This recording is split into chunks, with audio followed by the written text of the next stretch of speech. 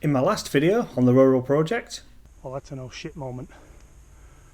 So what I'm pounding on has just started to crack away. Hey, back again, it's Chris here at the rural project. So yesterday when I left the video, I walked away from a tree that was here that was sort of getting the wedges hammered in, and we had a bit of a oh shish moment. So listen, I'm back here at the land, just looking at the tree off in the distance. It's not come down overnight, we've had no big wind. So I'm going to head down the hill, grab some ropes, and we're going to get the capstan winch onto this and pull it over.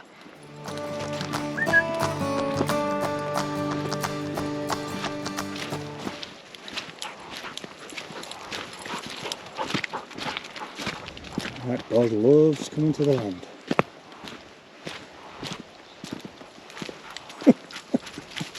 You are one crazy pup. So we're going to need a couple of shackles, a couple of straps, and some of the new rope. And the new rope is in the toolbox there, keeping it out of the sun and keeping it dry. It's like an agility dog.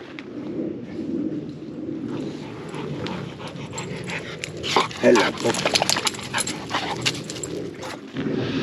So that's it. So 30 metres of rope, a couple of straps, a couple of soft slings, and a couple of shackles, and that should see me. I'll get that back up the hill and then we'll go grab the capstan winch. Okay, so we've got the ropes and the soft slings. Got the wonder dog, and there's the tree there. So I'm going to be able to get the rope around the big branch there, just around there with any luck. Put it back to that tree,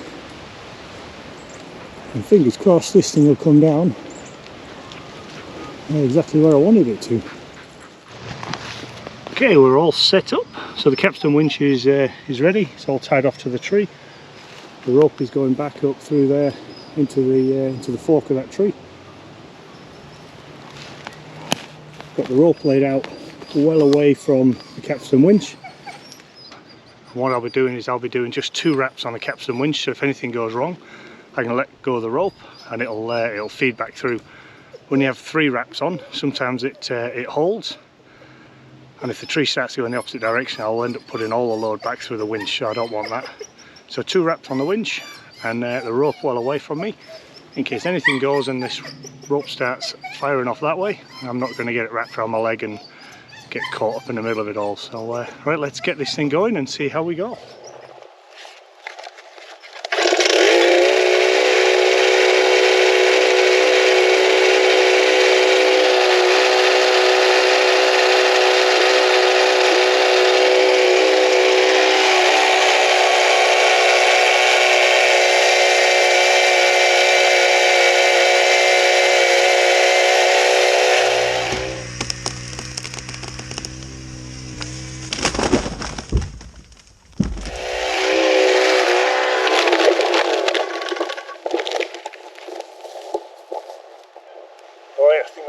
That's the way to do it.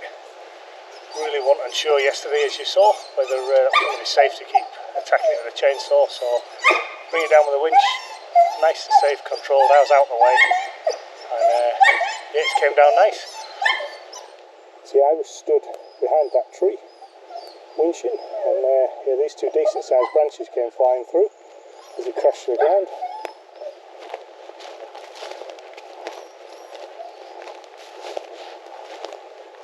See, this is very dry. A little bit of rot in the middle there.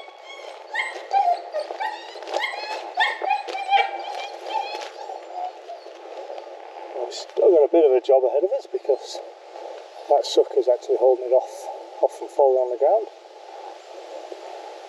But yeah, that's very interesting. So this piece here was what was cracking off, and then it was also cracking across there too. These are the things that you learn as you're doing this, and yeah, I think the safest thing was to do what I did, just stop and get the winch out and do it safely. Right, let's get the chainsaws out and get this thing booked up to length, So I'm going to call this video now because this is this tree down and it's down safe. Okay, thanks for watching.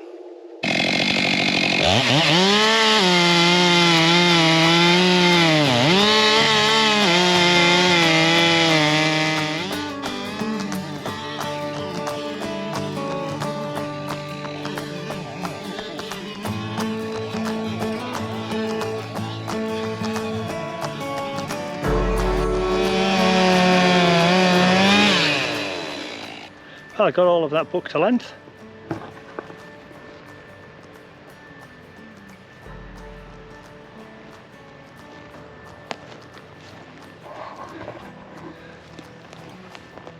I went through 4 chains on that small log, and I was really surprised. All 4 chains were sharp before I came, and some of them didn't even get all the way through just one cut before they were going blunt. I was wondering what the heck's going on. And yeah, have a look at this.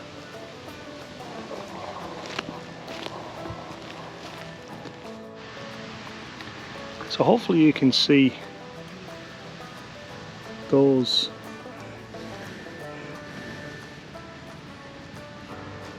but they rock hard, and that's all I'm thinking is it's like a tiny little piece of grit. It takes a bit to break it. That's what the inside of the tree is filled with. All of these little bits of grit. Anyway, those tiny bits of grit are what's dulling this chain, because each of these pockets is kind of filled with them. Each of the big cracks that's in here, as I flick this stuff out, you can see them all in there. So that's the stuff that's dulling the chains, and yeah, causing me a bit of pain. As you can see on these logs, they are termite ridden. But the inside is eaten away with termites. That stuff's not too bad, but the other stuff that I just showed you, rock hard.